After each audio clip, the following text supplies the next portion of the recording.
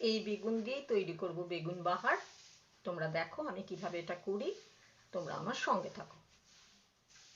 প্রথমে কিন্তু বেগুনগুলোকে এরকম স্প্লিট করে নিয়েছি বা চিড়ে নিয়েছি, যাই বলো না কেন। এইভাবে শুধু মাঝখানগুলো চিড়ে নিয়েছি, আর বেগুন কিন্তু এরকম ছোট ছোটই নিতে হবে। এই যে এইভাবে শুধু চিড়ে নিয়েছি। দেখো, আর নিয়ে নিয়েছি কুচনো পেঁয়াজ, একদম ছোট্ট ছোট করে কাটা। নিয়ে নিয়েছি সর্ষে বাটা, আর নিয়েছি আমি এখানে কোড়ানো নারকেল। এইটা দিয়ে এবার কি করি তোমরা দেখো। দেখো তেল গরম হয়ে গেছে। এবার প্রথম দিয়ে দিলাম একটু আমি কালো জিরে, এরপর দিয়ে দিলাম এই কুচনো পেঁয়াজ।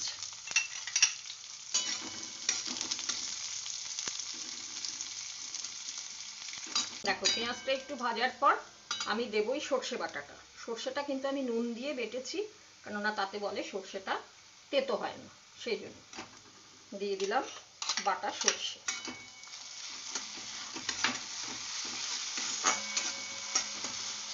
সর্ষে কিন্তু বেশি ভাজবো না, কারণ সর্ষে বেশি ভাজলে ঠিক ভালো লাগে না, তেতো হয়ে যাওয়া যেতে পারে। সর্ষেটা অল্প একটু নেড়ে ছেড়ে দিচ্ছি। সর্ষেটা একটু নাড়া হয়ে গেছে। এবার আমি দিয়ে দিলাম এই কুড়োনো নারকেল, পোড়া নারকেল এখানে এবারে অ্যাড করলাম। সামান্য দেবে একটু হলুদ, আর যেহেতু আমি সর্ষে বাটার সময় নুন দিয়েছি, কাজে অল্প একটু নুন দিলাম। আর দিলাম এই সামান্য 1 চামচ মতন অর্গানিক গুড়। চিনি ইউজ করলাম না আজকে, গুড়টাই ইউজ করলাম।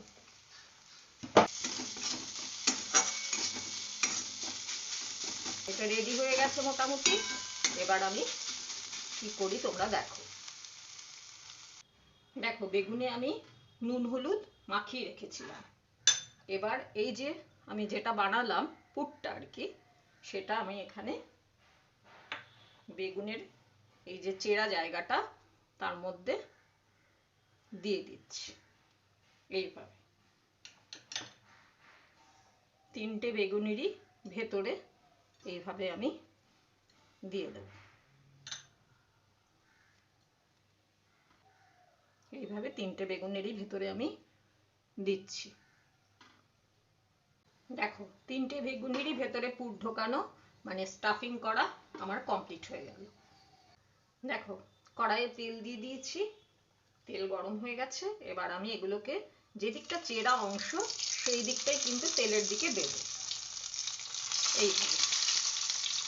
আর একদম ধিমে আছে কিন্তু আমি এটাকে ভাজবো, একদম ধিমে আছে, এইভাবে হবে। আর এইভাবে চাপা দিয়ে দিয়ে আমি এটাকে ভাজতে থাকবো। দেখো কিছুক্ষণ পর এলাম। এবার আমি একটা একটা করে কিন্তু উল্টে দিচ্ছি।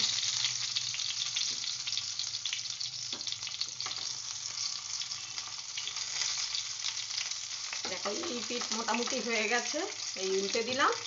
এবারে আবার ঢাকা দিয়ে দিয়ে একদম সিমে রেখে আমি ভেজে নিচ্ছি। দেখো আবার খানিকক্ষণ বাদে এলাম।